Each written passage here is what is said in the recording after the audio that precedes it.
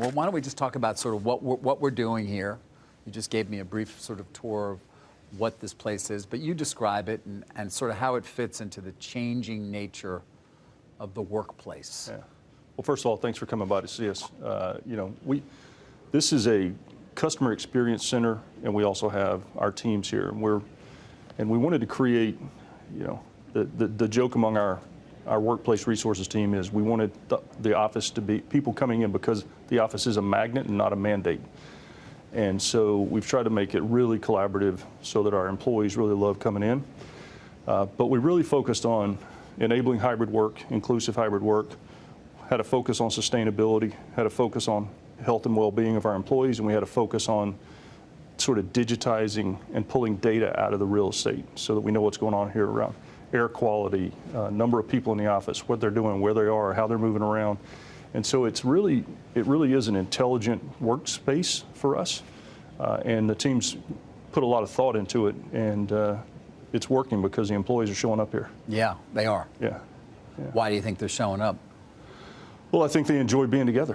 One of the employees we ran into earlier said that the reason they come in the office 3 days a week is because of this place and how it's configured and how it's set up and how collaborative it is and how much they enjoy it. But this was an effort that even predated the pandemic to a certain extent, correct? Yeah. Well, if you'd seen this space beforehand, you would have believed it needed it. So, yeah, the teams were already working on it. We wanted it to be a showcase. We wanted to have the network be the backbone for everything here, including the lighting and everything else. And that was already underway. But then, obviously, as a result of the pandemic, we implemented things like, air quality measurements into the systems. So we have some of our video endpoints and our wireless access points. We have sensors built in that can actually gauge how many people are in a conference room, what's the air quality, what's the ambient noise level. And those are kind of the things that evolved during the project that we probably wouldn't have thought about before the pandemic. Mm-hmm. What do you see in terms of this being a template for what Cisco can potentially do with companies that you're bringing in here that are checking it out and thinking about their own real estate, particularly at a time when we're still unclear as to how many people are coming into the office and where they're doing it? Yeah, I think that we have to create workspaces that attract employees, because I think in the case where you mandate, if someone wants flexibility, then they may try to find somewhere else to work. But if you create an environment that they want to go to, and I've been to some customers around here that have beautiful spaces and the people are showing up, it's fantastic. But from a customer perspective, we're hosting about 20 customers a week in here right now. And I know I saw a couple here yesterday, I saw a couple here today, and I got another one coming a little bit later. And they're all intrigued by it. And, 20% of the real estate footprint gets refreshed every year. So as customers are looking at that, they can move 100% to this technology and all the things that we've enabled, or you can take use cases out of here. And some customers are doing a little bit of both, right? Thinking about how they do this for them. And what have you found so far in terms of the way people work and how they're working differently than they might have perhaps previously, and obviously in a different space? Well, I think the employees, they love the flexibility of the space. They love the way we've thought about how you create video rooms that foster inclusivity. So instead of tables being straight so that people are blocking other people in a video screen, you actually stagger the tables out so that everyone is seen on the other end. And it's created experiences that people enjoy. And it's modern. Employees like coming here. They like the accidental engagements are the thing that I worry about. That we don't have, or that's right. Right. And particularly for, I think, the early in career employees. I mean, we really have to make sure that in this hybrid world that we figure out how we create moments for them to have those interactions, to have those moments of networking and mentoring and learning. And well, have you figured that out? I mean, we're in the midst of, one of the bigger outcomes of the pandemic is going to be it has truly changed the way that we work, and probably will for a generation to come. But we still haven't figured this out, and a lot of CEOs I speak to are still uncomfortable with the idea that a lot of their workforce is not coming to the office every day. It's a great experiment right now, and I think for us, we were talking earlier, we have 18% of our employees before the pandemic worked from home full time. And we have over 70% of our first-line managers who have at least one remote employee. So the whole notion of being in the same office, it doesn't really apply to us. But what you find is that as we've done this, what we allowed our employees to do is we said first-line manager and the team determine the value of collaborating in person, how often, how frequently, and then what days you want to come in together. So each team decides. But what I've worried about since then is the development of the early in career employees and how do we help them progress through their careers. And so we have a piece of work going on right now about how we're going to do that. So I don't have an answer for you yet, but we're working on trying to think through that right now. And you're comfortable with the fact that a lot of your senior management team is just not around you? You can't just walk out of your office and say, hey, you know, to your CFO or whoever it might be.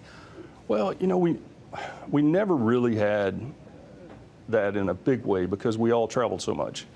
I mean, I'm gone all the time. If I were in the office in San Jose right now, I might bump into 2 or 3 of my direct reports because they're all out around the world seeing customers, doing events. And so we're being very intentional now about the frequency of our in-person meeting sessions together. So myself and my leadership team, every couple of months, we're getting together for 2 or 3 days in person. We meet every Monday for 2 hours. And so we stay very close, and we probably have a better cadence because when you're depending on those interactions that you might have in the office and they don't happen, then you're actually not getting the communication that you need. And so we're actually getting more now because we have built a regular cadence.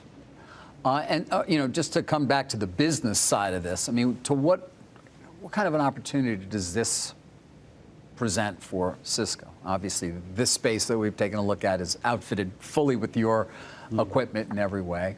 Yeah. Certainly, there are competitors as well. But you know, what kind of an opportunity does it represent, John? Well, it's huge because every customer is trying to solve for what we've just been talking about. They're trying to figure out how do I create a work environment that attracts my employees back. So that's the hybrid work aspect of this. Every employer's thinking about health and well-being of their employees. There's an aspect of that here.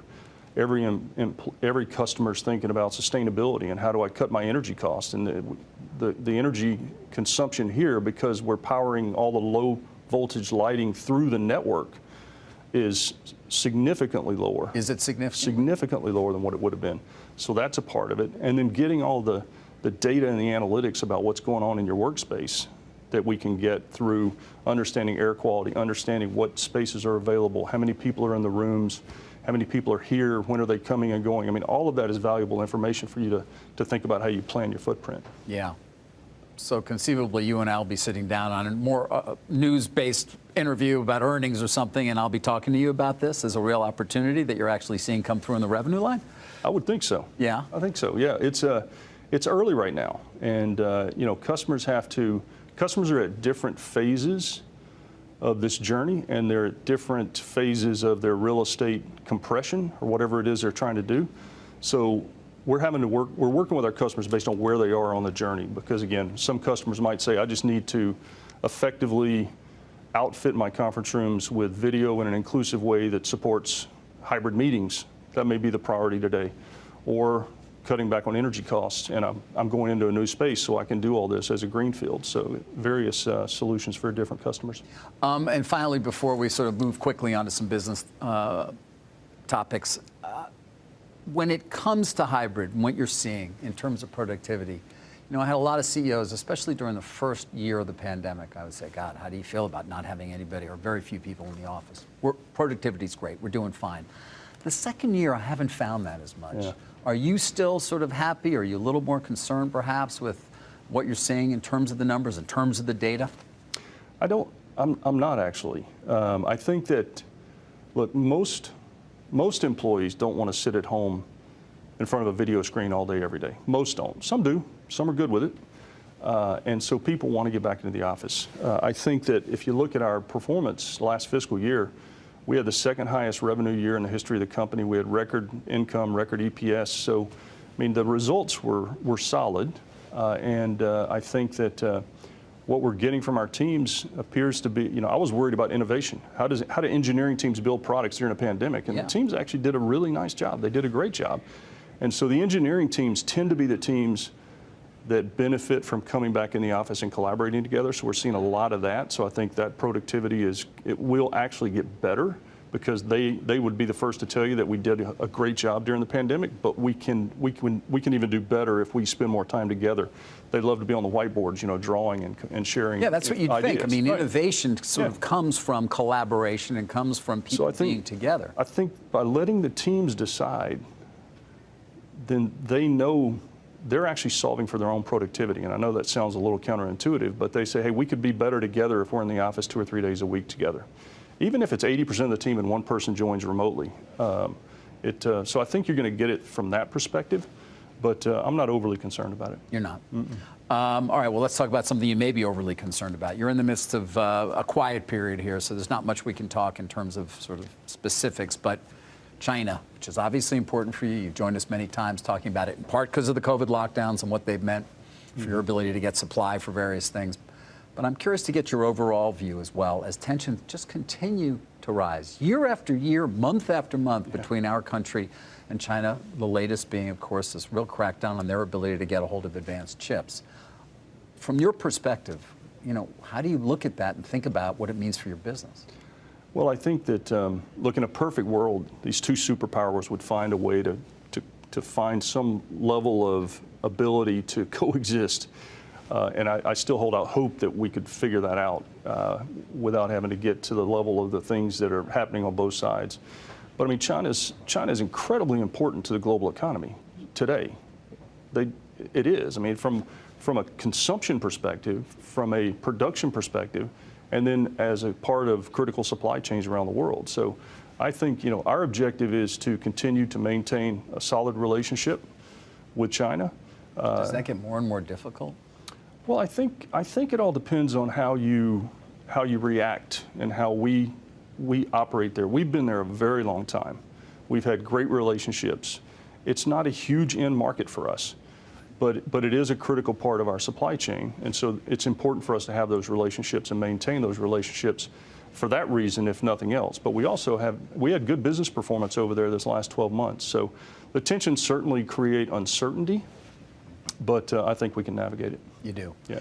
I mean, you say, obviously, in a perfect world, you'd love to see sort of a real level of cooperation, which existed to some extent when it was clear that we were the superior economic force. Yeah. Do you have any real hopes, realistically? I mean, as I said, whether it was the Trump administration or the Biden administration, it only seems that tensions are exacerbated. Yeah, it's hard to say. I mean, I think there are, if you look at their priorities and our priorities, there's got to be a little Venn diagram here somewhere, like climate as an example. Find some areas that we could get some success on together, but I think it's going to be complicated. It's clearly going to be complicated. All right, something else I think I can hit you with at least is sort of the overall economy. What your sense is right now of where things stand in terms of inflation, in terms of demand, or destruction of demand as a result of rising rates. What are you seeing? Well, I think look, we've been listening to the earnings reports, and by and large, they've been reasonably good.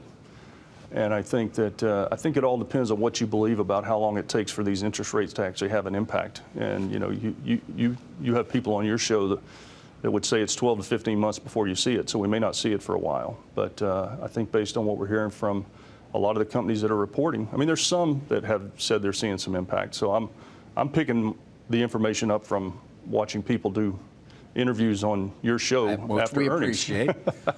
And so, I know what I hear from them, and it seems like the economy's holding up reasonably well, given all the what you're seeing in your own concerns. business, to the extent that you can share it. Well, we're in our quiet period, so I'll talk to you in a couple of weeks about it. All right, you'll come in and talk to us again? Yeah. All right, good. Probably over video this time. Over video, really? Yeah. All right. Well, it's good to have you in person, however, whenever we can get it. So, Chuck, thank you for taking the time. Thank you.